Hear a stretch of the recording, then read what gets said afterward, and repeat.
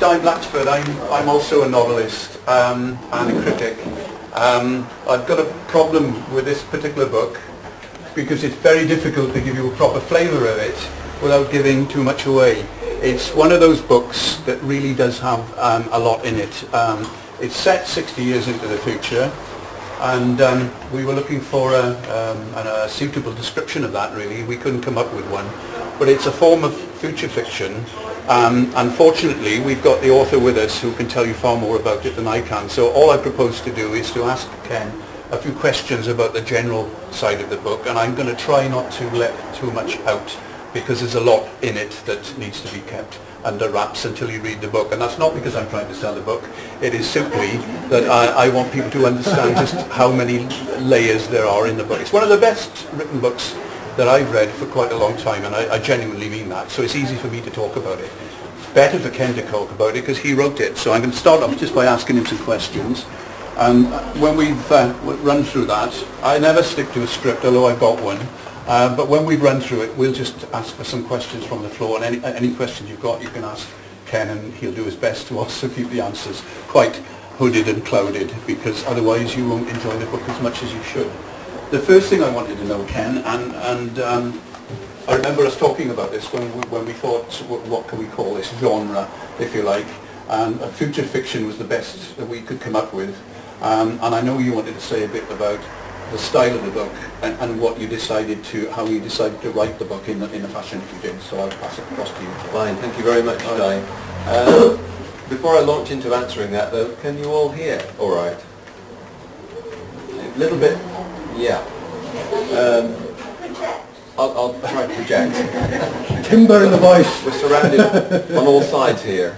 It's like the Wild West. We've got people on this side here. And also, before I forget to say thank you very much for coming, just in case I forget to say that at the end. I'm very pleased to see you all here.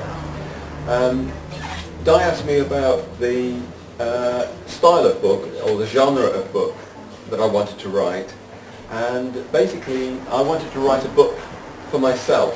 It's my first novel, and I just sat down and wrote it in chronological order without developing big notes about characters and without thinking too much about the structure.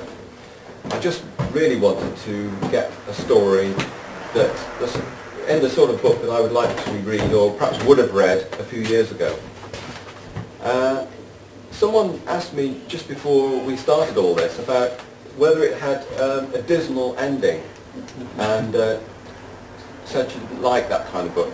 And basically, I wanted to write a story set in the future which follows a great pandemic, and therefore a great tragedy.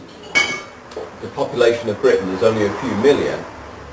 But I also wanted to write a book which was not a pessimistic, completely dystopian picture of the future. So although it ends with a note of tragedy, there's also a glimmer of hope. And I think that's really making a bit of a distinction between the purely dystopian sort of novels that you read, and also you can find novels which are, to call them post-apocalypse would be wrong, really, because if there is an apocalypse, that means that's the end of civilization. It's not that kind of book. Civilization is going to continue in a way, but in a much reduced way. So it's not the kind of book that leaves you with that rather depressed feeling that perhaps, say, 1984, George Orwell's 1984 would. And I'll say a bit more about the ending, but without giving away the actual plot a bit later. But I hope that answers the... Yes, of course, yeah, it does. The other thing I was going to say, Ken, is the difficulty of putting a book together which entertains as well as contains a message. That's a difficult thing to do. You know, if you go too far one way, you get a polemic, and this is how bad everything can be and the rest of it. But what you've done is to actually write a fast-paced book which has got elements of thriller in it, and it has got elements of thriller in it. You never quite know what's going to happen next. There are also love affairs that run through it, which are really convincing love affairs. So there's all sorts of things happening below the surface of the major thing, which is effectively what would happen if we didn't have all our gadgets, and if you didn't have what everybody's carrying around in here, I'll bet you, an iPhone of some description, an intelligent phone, and we didn't have the internet. How would we cope?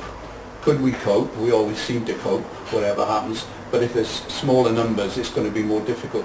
So really what I want to know is, how do you combine the entertainment with some form of message for the future? Yeah, you're quite right. What I aim to do is to write a fairly fast-moving story. So it's a kind of like a hard, shiny surface that the reader can whiz along.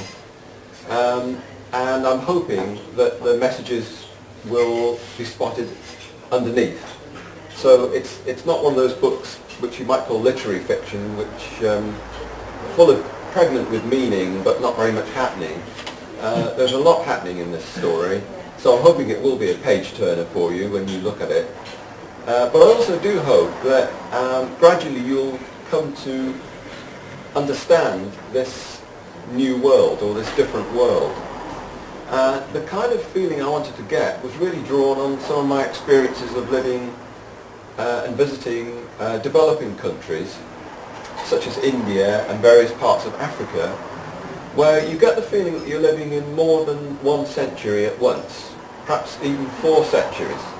You're living, you know, almost in a medieval moment at one point, when you see someone in a loincloth off to work in the fields. And then the next you're watching somebody with their iPad, and so on. And the world I've sketched is really that kind of world. In other words, there are remnants of today's world. There are still a few cranky little computers. There are still a few cars that of course have had to be decomputerized to run. And there are a few luxuries like coffee, which is highly prized, you know, and so forth. But really, I suppose what I'm talking about is a new Middle Ages, and I'd like to talk a little bit more about that, and perhaps it'll fit into a future point. But I've noticed that there are other books. There's a kind of new genre emerging about the future, where we're imagining a world which is like a new Middle Ages, in other words, a fairly static world. And we're beginning in this world now to give up on the idea of progress. But I'll say a bit more about that in a moment. Perhaps it might fit into some other discussion.